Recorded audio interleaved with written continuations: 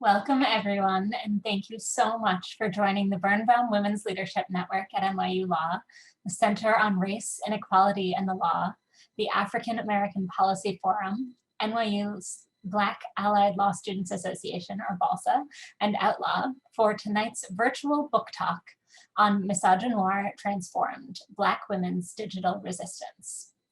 The Birnbaum Women's Leadership Network at NYU provides innovative leadership training and highlights gender inequities in the legal profession and beyond through conversations like these.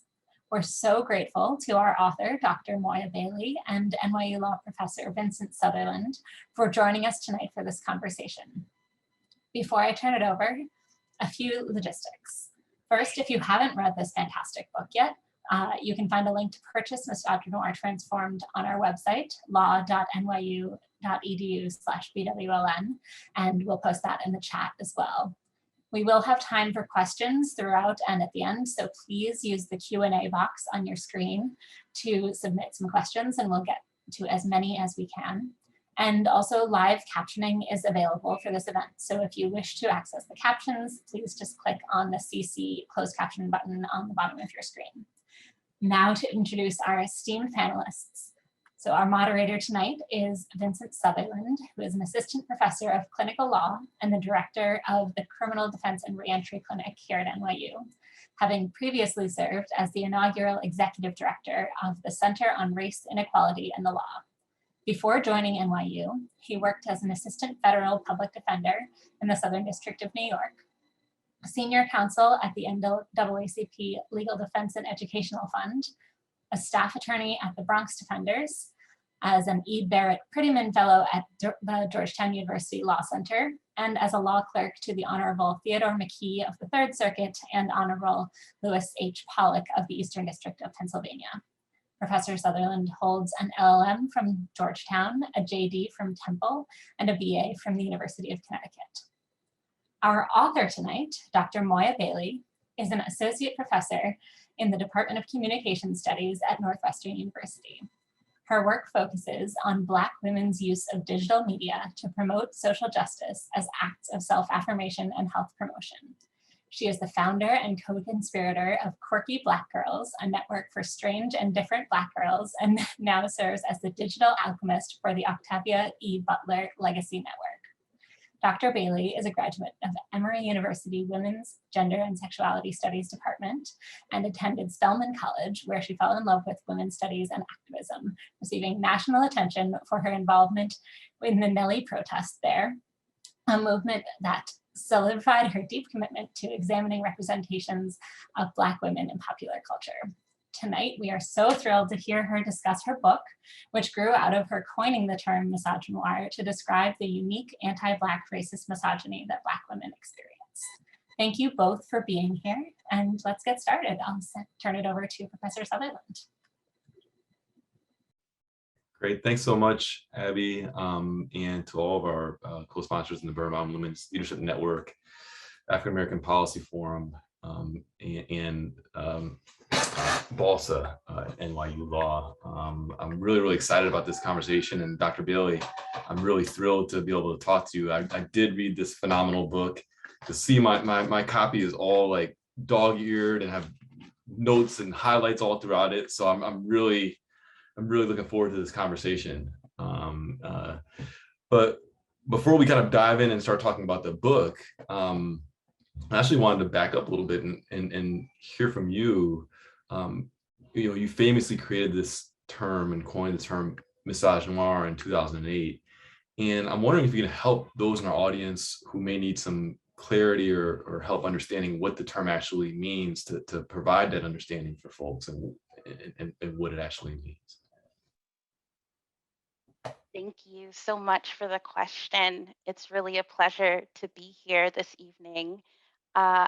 Also, let me know if you can hear the smooth R&B sounds coming from my neighbor's apartment. I don't know what happened. It just started. So let me know if that's a problem for you all. I'm joining you all from land traditionally stewarded by the Massachusetts and the Wampanoag, and just wanting to always think about, which is also where I wrote most of the book, And I just mentioned that because it seems important that even in this digital moment, that we don't forget how the logics of settler colonialism really play into how we're able to connect with one another. And definitely, as we are navigating this digital space, it can be easy to forget about the land on which we sit and are able to connect. But to the point of coming up with the term, I was writing a dissertation that was looking at surprisingly medical school curriculum and medical school representations of different racial populations. So I was looking at this moment where medical schools really got consolidated and codified. And in that process, there became a real need for doctors and future physicians to understand themselves as different from their patients. And part of that included looking at the people who were the most different from them. So that was Black women, because medical students at that time, we're talking about the 1910s, in a very segregated society.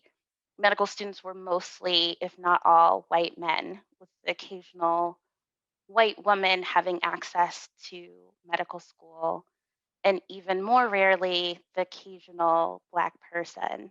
And so, with that in mind, I was not surprised to find images of Black women in these early medical texts, but I was surprised that the images and narratives that I saw really mirrored what we see in the media now.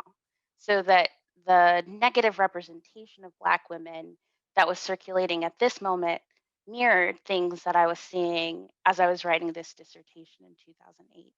So I wanted to find a way to talk about this specific anti Black racist misogyny that was being directed at Black women, that had lasted for, at that time, just under a century in terms of when I was writing the dissertation and the time period that I was focused on. And that just really, for me, was so interesting that these images and representations had survived for all of that time, and that there was something unique about how Black women were represented, different and apart from women, different and apart from other women of color, that felt like it needed to be described.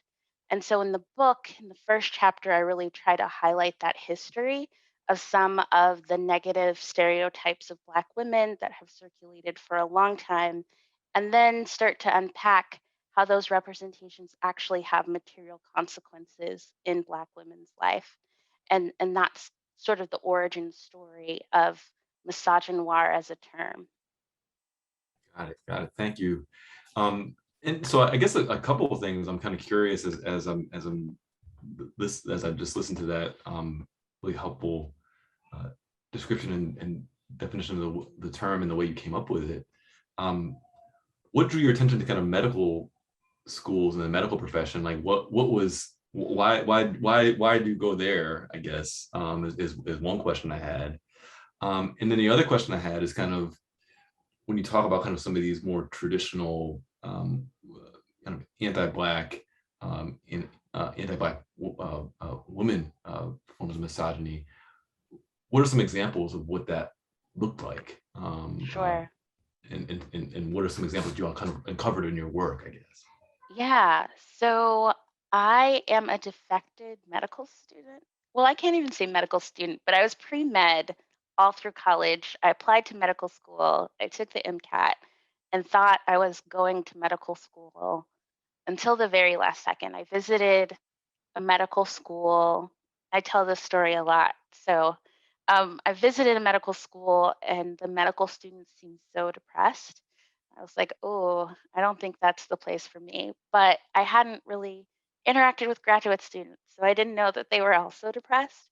But it was a moment of realization of, maybe this isn't for me, but the interest in medicine as a field remained. And honestly, the questions that I had about medicine really pushed me in a different direction.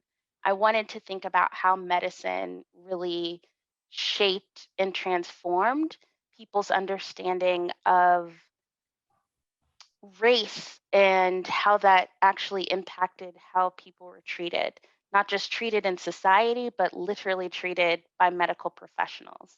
That race and gender definitely informed the kinds of treatments that people received. And what was informing that I saw were some of the ways that people were literally being represented in medical text and other places. And that's how I started to think about that question. And so, a contemporary example of misogynoir in medicine that has really captured my attention is the story of Dr. Susan Moore.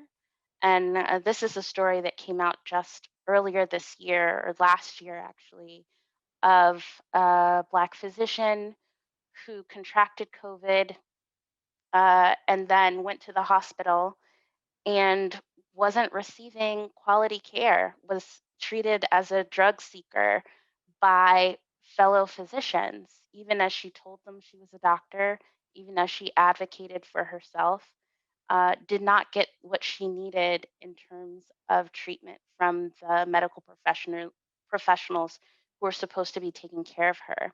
And she used Facebook. She used Facebook Live to tweet and to share her story. And uh, unfortunately, even though she was able to bring that to the world's attention, she still succumbed to the complications from COVID. After leaving that hospital, going to another one, she still passed away. And so that story to me is an unfortunately timely example of how misogynoir operates specifically in medicine, but also how misogynoir operates more generally. That the way people see Black women can disrupt how they're treated, can change the way that people might treat them.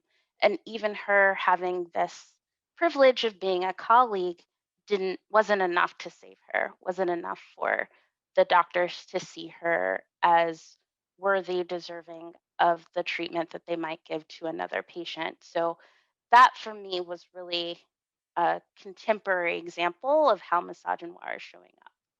Yeah. And I'm kind of curious. So, you talked about kind of how misogynoir has endured, and in providing that kind of contemporary example. I'm curious what you found in terms of the kind of origin stories around misogyny Yeah. and what that historical arc might look like. And if you can tell us a little bit about that.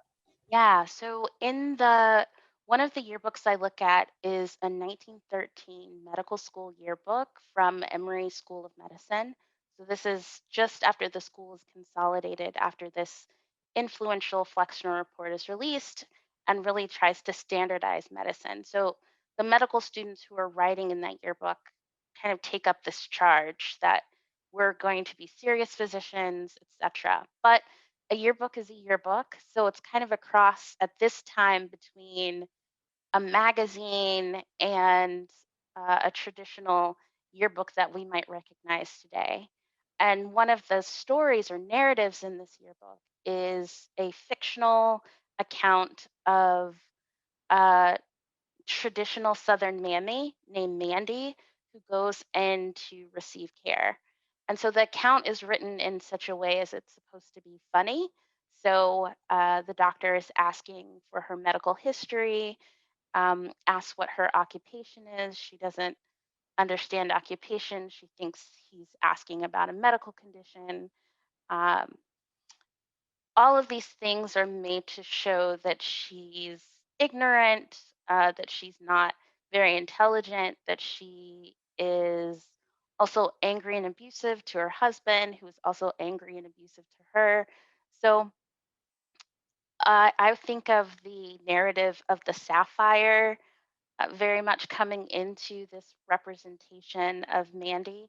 And of course, this is before Amos and Andy as a television or a radio program exists, but this archetype of the angry Black woman is already circulating.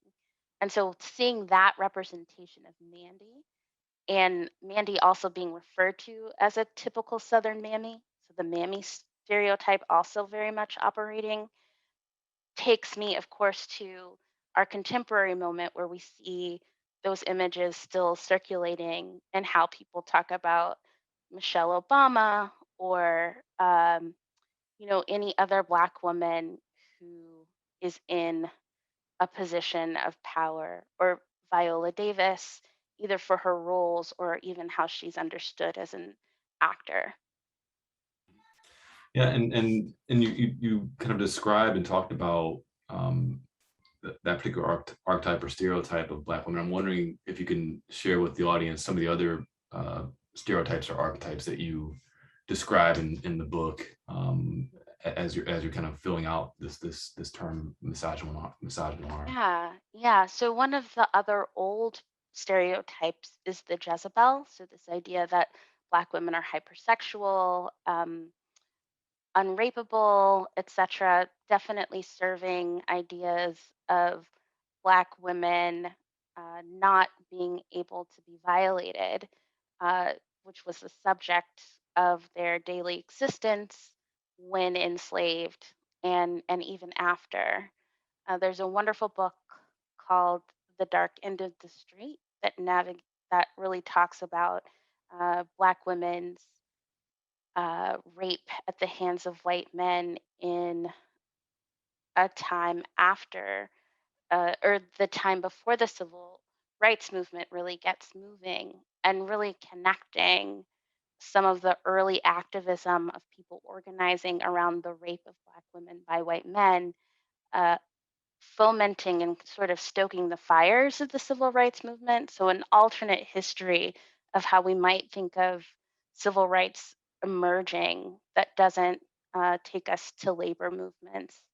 Um, Although, of course, connected, right? Because these are women who sometimes are employed by white families, and that becomes the site and the occasion for their violation.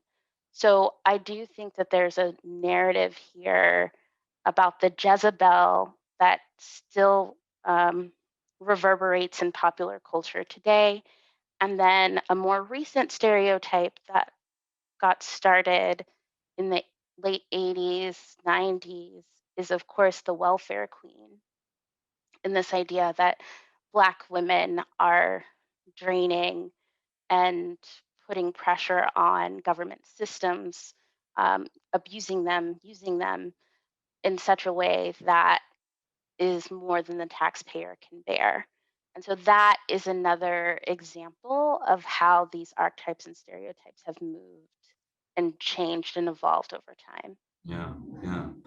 Um, Before I jump into the next question I had for you, I want to encourage our audience members to, if you have questions, please post them in the Q&A, and I'll do my best to weave them in, and we'll also save some time at the end of our conversation for questions from the audience as well. Um, uh, Dr. Bailey, one of the things I'm kind of curious about, you've written this book, Misogynoir Transformed. I'm curious, what was your motivation, before we talk about what the book's about, I guess? What was your motivation for even writing it in the first place? Uh, I mean, the cynical answer is that I'm an academic and my field is a book field, so I had to write a book. Um, but the more honest and generous answer is that I wanted to write a book that wasn't just about all of these really discouraging and disheartening examples of misogynoir, but really showed how people were challenging it and how people were making art and making these moments that I call, you know, a form of digital alchemy, that people were creating what they needed, transforming the misogynoir and the negative representations into something that is actually useful. And that became my raison d'etre for the book, really trying to give people an opportunity or another way of seeing social media as a tool, a tool that could actually be useful in challenging some of the things that we take for granted in terms of the representation of Black women and people read as Black women in popular culture. Yeah, and so that very last comment you made about people read as Black women. One of the things I loved about your book is that you really center the conversation in the book around, the lived experiences of Black women, of queer and trans women who are Black and non-binary and agender and gender variant Black folks. And so I'm curious, how did you decide to center that range of identities in the book, and why was that important for you to do? Why did you feel that Yeah. was important to do? Yeah, well, one, I think that those communities are often overlooked and not highlighted.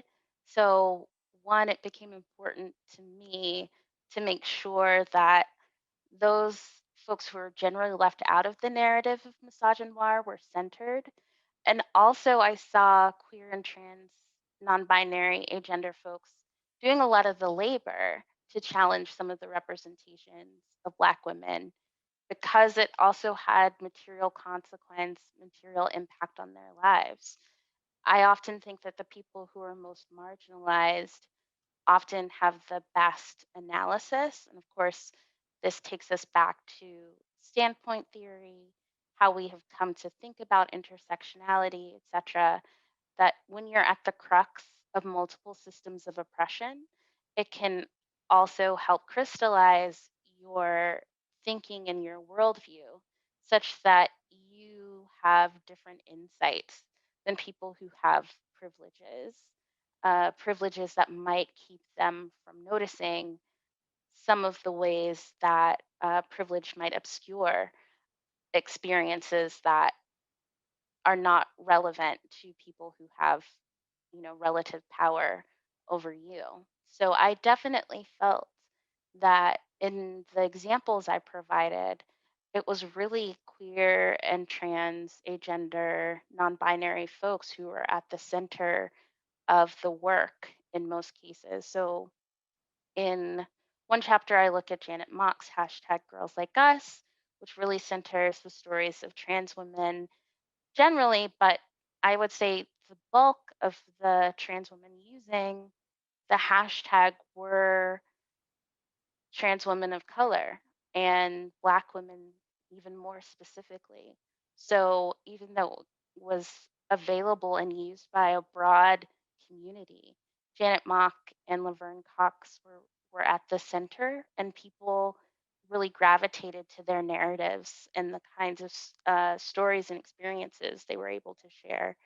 And similarly, when Tumblr existed as it did before its demise, I would say that a lot of the people who found that site so invigorating and used it well were non-binary, agender, trans, otherwise gender expansive folks who are really doing the work of imagining and curating a different reality on the web, a different way of looking at the world than we see in mainstream media outlets. Yeah, I was really struck by this idea of transform the title, which you misogynoir transform, and like who's doing the transforming, what's being transformed from what to what. And so I'm just kind of curious, as you're describing kind of some of the examples, um, uh, do you see misogynoir as something that is, in the way that Derek Bell and others have described racism as like a permanent force that cannot be destroyed, or is it something or is it something that you need to kind of transform and move around, and it's always going to be with us? So you need to kind of take the tools you have to address it in that way. I'm kind of curious to get your take on that. Yeah. So I was thinking about transformation in the context of, the laws of the universe. Like energy can neither be created nor destroyed. And so the only thing that can happen is transformation. And so for me, it was like, okay, so if we can't get rid of this and it's so powerful, what can we transform it into? It's kind of that I rewatched um, Avatar and uh, Legend of Korra recently, and kind of this interplay between light and dark, yin and yang. Like there's always this oppositional force between what we might consider negative and what we consider positive. So, with that in mind, is there a way to transform this negative energy into something that could actually be useful, helpful, and also having a real transformative justice perspective on violence and harm, such that I don't think that uh, the solution is censorship or eradicating certain things. Unfortunately, we live in a world where we're all connected, fortunately or unfortunately. So the idea of throwing misogynoir away isn't really one that I understand. Uh, there's another, also, I have this, deep sci-fi interest. So thinking about Marge Piercy's Woman on the Edge of Time, and there's this quote, thrown away where? The world is round. So also getting to this idea that people aren't disposable, and that you can't just lock up all the misogynoirist people and think that we've done away with it, that it's inevitably lurking about. It's something that we have to actually deal with and address. It cannot be let to lie, left to lie, that there has to be some active reimagining and not thinking that people are somehow doomed to their past beliefs, right? That there's the possibility of transformation in everyone, even if it's really hard to see. Yeah, I mean, so a, a lot of profound stuff you just said there, and one of the things I was really struck by in your book was kind of some of the conversation or an interview you had with one of the Tumblr users, and talking about kind of how you might address misogynoirist behavior in the digital space. I'm kind of wondering if you could share in the context and in the framing of that transformative justice Yeah, view. I'm wondering if you could share that yeah.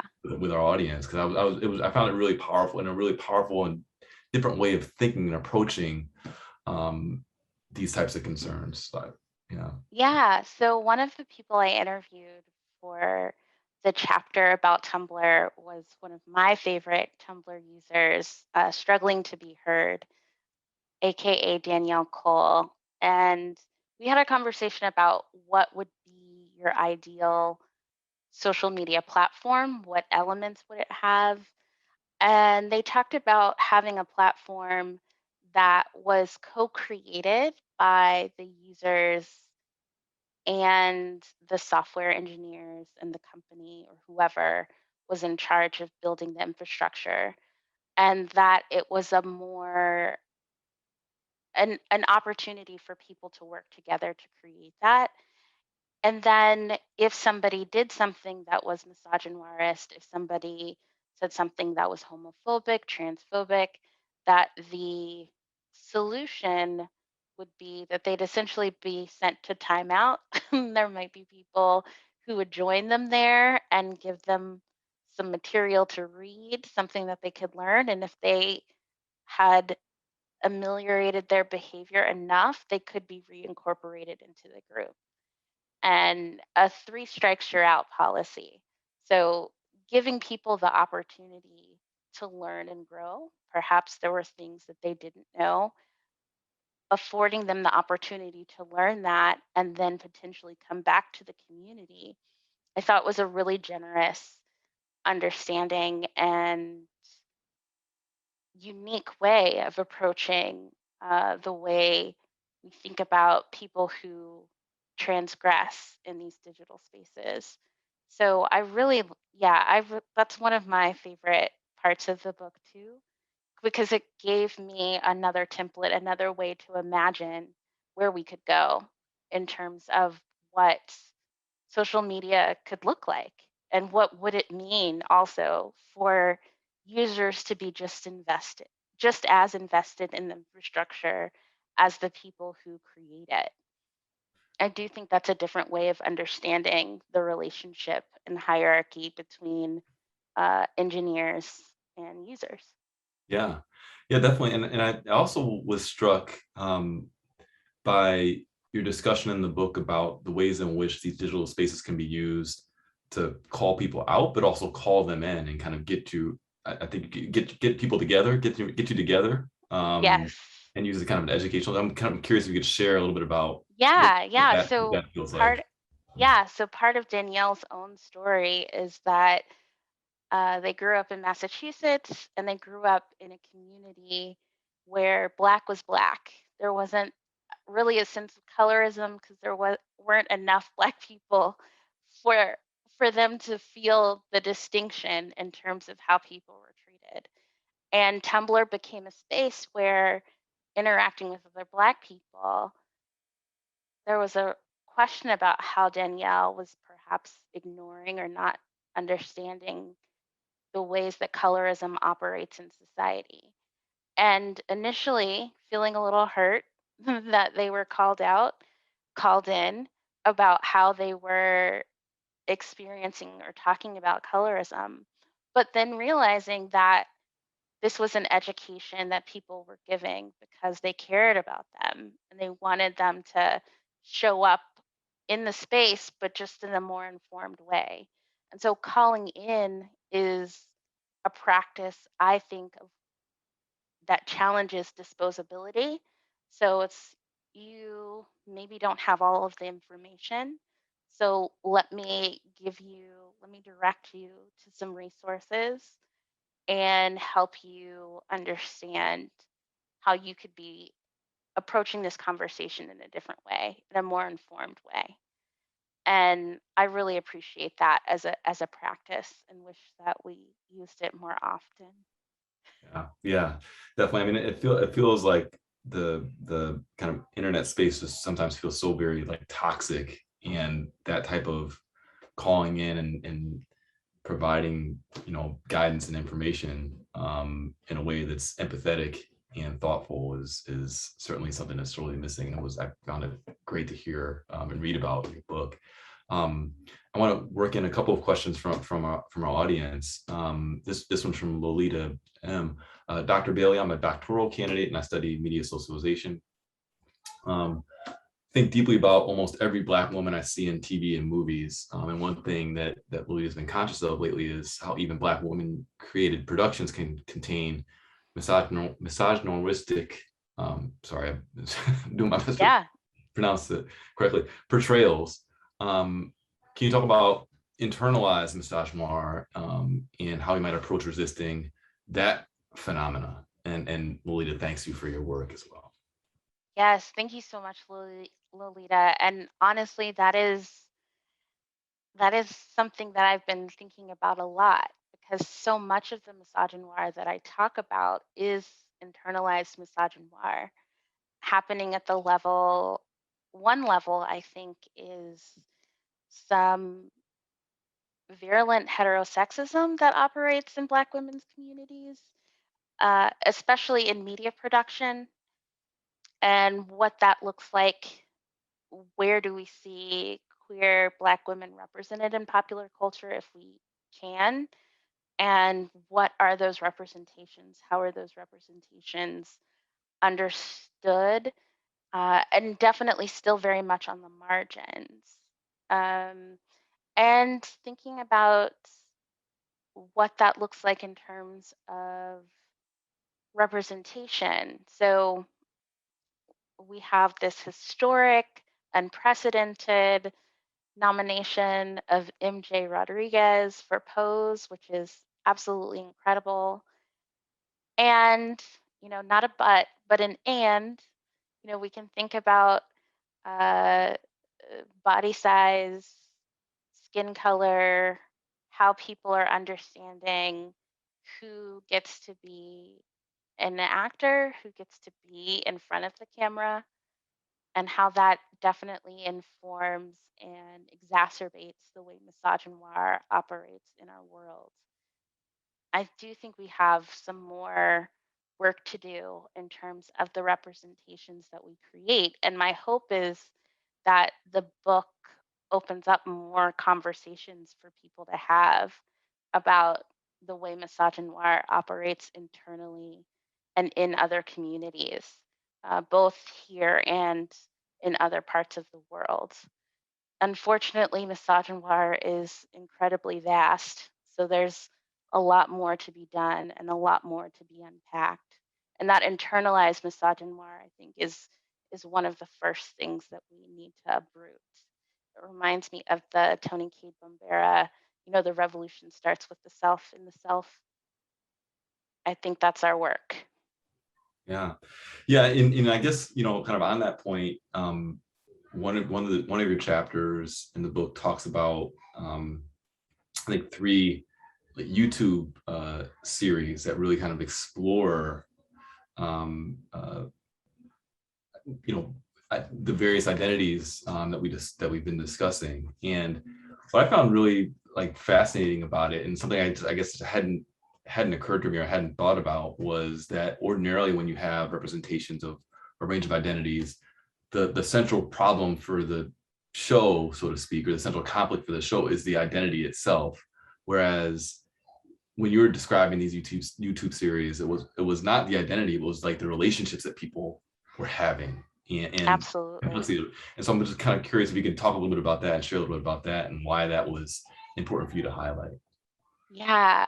So this is the other great thing about being an academic is that you get to study what you love. And I have a love for really bad queer web shows.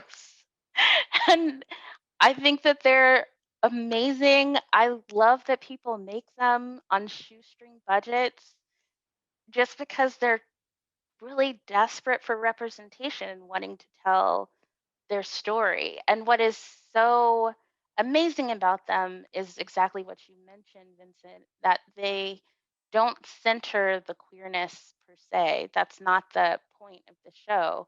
The point the point is more about what happens when people get into relationships and these big questions that we all have about, can I be seen by this person? What does love look like? What does it feel like to be loved by this person? So I do think that there's a real potential in the things that we create for ourselves to open up and give some more possibility to what we can see on screen and what people want. And that these shows do big numbers, I think, is another thing for mainstream media to consider. So these are things on YouTube that have millions of views and are clearly speaking to an audience that is going underserved and underrepresented. So I think that it's a wonderful place to start. But as we discussed with Lolita's question, internalized misogynoir is still there. So it's not as if these places are exactly perfect, but I do think that they provide openings and ruptures, possibilities for us to imagine further and imagine more than mainstream media usually lets us get to.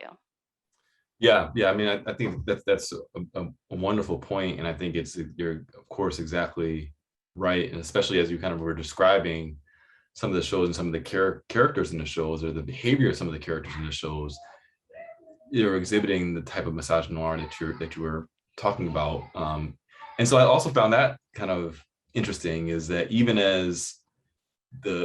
within the space of resisting misogynoir, there's misogynoir happening, or people are engaging in misogynoristic behavior. And so I found that really, really interesting, and ironic's not the right word, but I think just interesting. Yeah. I think that's one of the things that has been most important in terms of my development as a human was realizing that privilege and oppression and power are not unidirectional, that, you know, just because you're oppressed in one context doesn't mean that you can't be the oppressor in another. And I definitely feel like that's a message that you get when you're younger, that there's only one way that this happens. And the world is just, of course, more complicated, more complex than that. And I find it important to bring those considerations to light.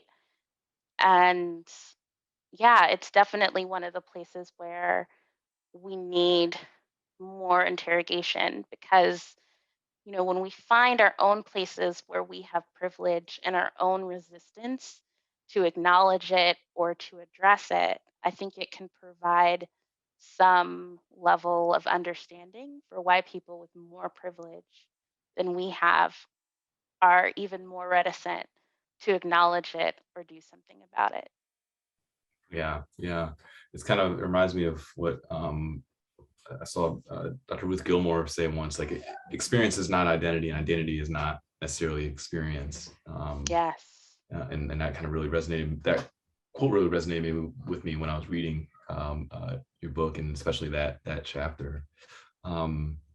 I want to work in another question from our audience. This is from Victoria. I'm a queer Black woman, and I'm trying to employ a transformative justice mindset more. I was just wondering if you have tips to actually utilize this rather than preying on the downfall of misogynoirists. Sometimes it feels like that sort of resentment serves me because I know that our hegemonic society likely won't. Is there a certain kind of enlightenment that I can reach? So I would say the things, I would say this is hard. And your question actually has me thinking about Buddhist teachings, kind of that searching for enlightenment, trying to find this higher plane. And I don't want to think about it that way. I like to think about things the in the way of process and practice. So process and practice over product. So not necessarily getting to some enlightened state, but more that transforming misogynoir is a practice, just as I would say feminism is a practice, a process. So it's more about how you approach people, how you approach the world, and the things you're doing every day that become rote for you or become embedded into how you move. So, an example of this might be when you see something in popular culture, or I would say more directly, when you see somebody in your community behaving in a way that evokes the spirit of misogynoir, is there something that you can do to speak up? Is there something that you can do to intervene, even if it's in a small way, so that you are practicing and beginning a process, especially if it's somebody that you are in close relationship with? I do think that's part of it. Challenging things as they occur, being open to intervening when necessary. Great. And Ashley, I feel like I have to ask this question from an anonymous attendee, because I think your answer is like right in line with it, in some ways. What you just said was right in line with it, but I think there may be more that this attendee may be looking for. Dr. Bailey, thank you so much for writing this book. You mentioned in this correcting that could potentially happen in the social media space. And this participant is excited by the possibility of this book leading us into a conversation about how and when the correction of ideas can happen, how such moments of people engaging in misogynoiristic behavior can be turned into a dialogue rather than a correcting exercise. This attendee thinks this is an important conversation to think about, as we as Black women and members of minority communities usually have the burden of correcting others, even when we might not have all the answers. And so are there ways in which you see your book kind of addressing that dilemma? Yes, and I so appreciate that language of correction. That's really helpful. Yeah, that's not our job to correct people, but I definitely feel like that's the task the Black women have been assigned, that we are supposed to correct and fix. And not to say, I mean, clearly we do it well, but that's not our job. And it's unfortunately something we're tasked with all too often. I am thinking too about creating space for other people to lean into doing their work.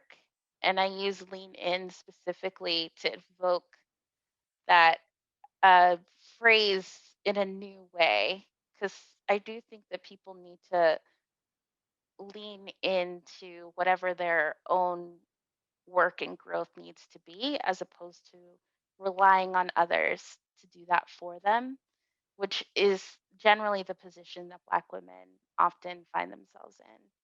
So I would say that instead of correcting, uh, one of the things that becomes possible, one of the ways dialogue becomes possible is through relationship building. And relationships are harder to build on social media, I'd say, in this moment than the time period that I'm talking about in the book. And as I said, I started writing this book a while ago, and social media transitioned so quickly. So the time of the late aughts, 2010s, when I would say I was using Twitter, on Tumblr really heavy, etc. That was a moment, an era that is very, very different from the social media moment of now. When I was on Twitter, there were not that many people on Twitter. It kind of felt like you were just shouting out into the void. So we all kind of knew each other. And we also had followed each other from different platforms, from LiveJournal to Blogger to WordPress to Tumblr to Twitter. So there was a level of engagement that I don't think is possible in the same way, just because of the sheer volume of tweets, etc., that is happening in social media right now. So what I'm interested in is getting back to actual dialogue, which is hard to do on Twitter right now. I just don't think that it's the same experience. And I was actually having this conversation with Miriam Kaba, and one of the things she offered was that we're in a moment where people have followers and not friends. That followers is it's a different way of relating to the people on social media. And I would agree with that. When I was using social media, my connections to people were not as I wasn't a follow we were mutuals. There was a different understanding of how we related to one another. And that's not where we are now. So it definitely changes the shape of a dialogue and a conversation if somebody is your mutual versus your follower. Yeah, yeah. I mean, that's a phenomenal point, Dr. Bailey, and especially as I was thinking and reading through your book and thinking about kind of the area you were writing about, or and when you were discussing kind of use of Tumblr and all these platforms. By the way, Tumblr, I thought it was just a website with like photographs and stuff. So I'm like completely I'm a Luddite when it comes to social media. But um, but one question I guess I had, as things have like evolved in a digital space or in a digital world, do you still see, or do you have examples of um, spaces in that digital world where you see the continued transformation of misogynoir? Obviously Yeah. examples that you didn't include it in the book, but things that you see still, people using digital media in the digital world as a tool to transform misogyny. Absolutely. I'm so excited about this TikTok boycott that the Black dancers have done. They're like, we're not giving you any more Black dance crazes. You know, we've been Okay, exploited too tell us, tell us, long. yeah, tell us for folks who are not in Oh the yeah, know. yeah. So of course there's been a lot of viral dance crazes that have been popularized by white dancers, but originated from Black dancers. And this is something that's been going on for a long time. I mean, even before TikTok existed. But there came a point where a lot of Black creators on TikTok said, actually, we're done. We're not doing this anymore. So they decided to forego creating new dance crazes. And to me, I think that's one of the real beauties of social media is that we're still going to do the things we need to do. Like, even as the platforms change, even as they get more restrictive, humans are going to find a way to use them in an inventive and creative way. But I do think that the thing we have to consider now is how do people access some of these platforms if that access is changing. Thinking about how net neutrality is still somewhat of an unresolved question mark. There's still the possibility that people are going to be able to pay to play, pay to have faster internet speeds than other people. That there might come a time where some websites are you're completely locked out of if you don't have a certain subscription or a certain amount of money to access it. So I do think that these questions of the digital divide remain and that we have to be attentive to that, even as I think we're going to be creative and find new possibilities even in what exists.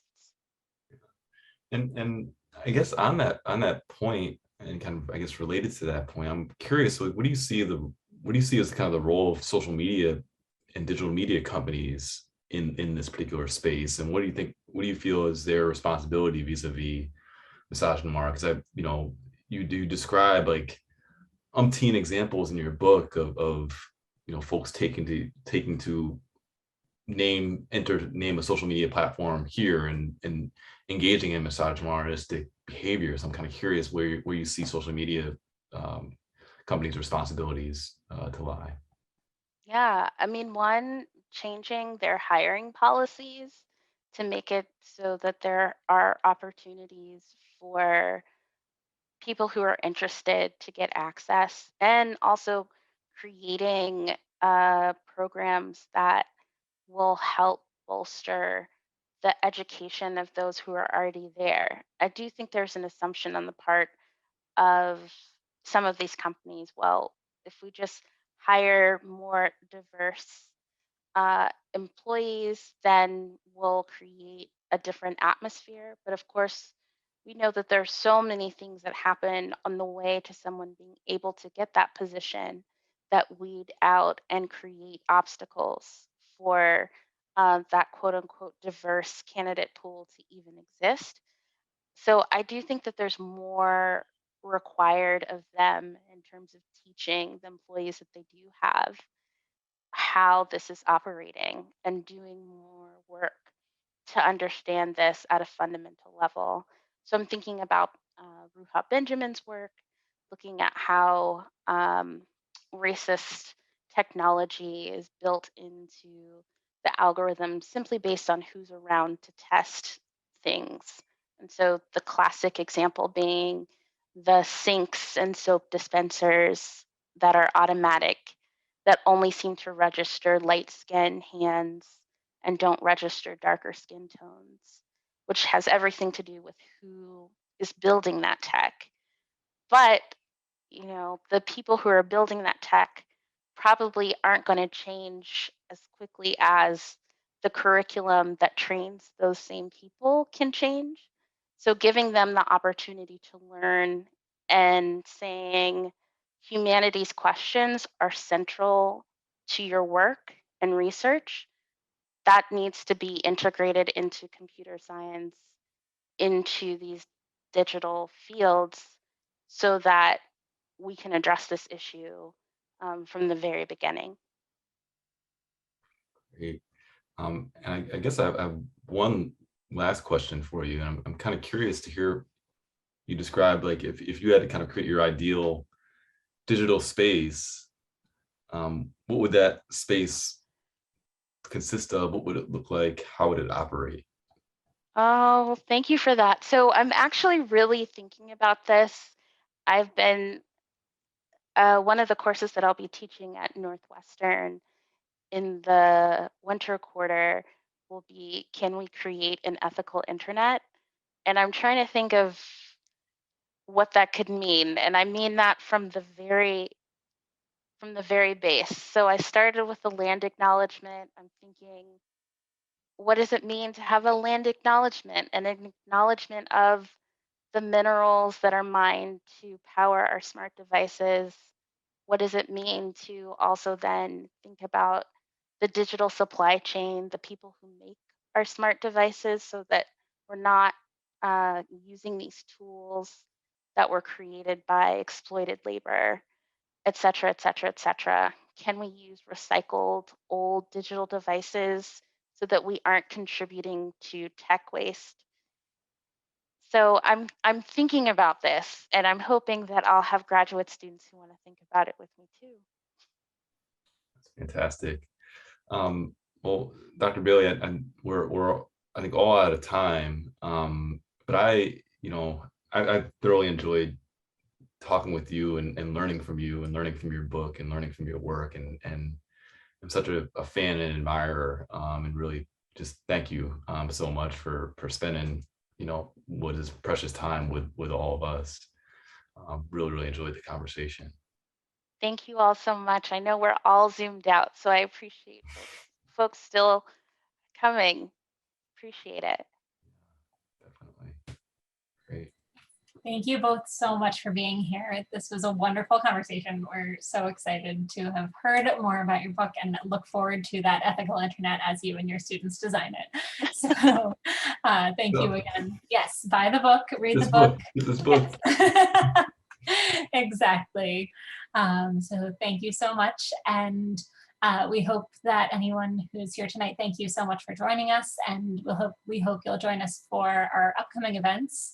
We have a conversation next week on Free Brittany with our faculty director, Professor Melissa Murray, and then we will also have future book talks in this series on August 12th with Claire Wasserman, October 7th with Professor Aya Gruber, and then we also have a symposium coming up in the fall on the Marshall Plan for Moms. So we really look forward to seeing all of you at those events, and again, see what that ethical internet brings us in the future.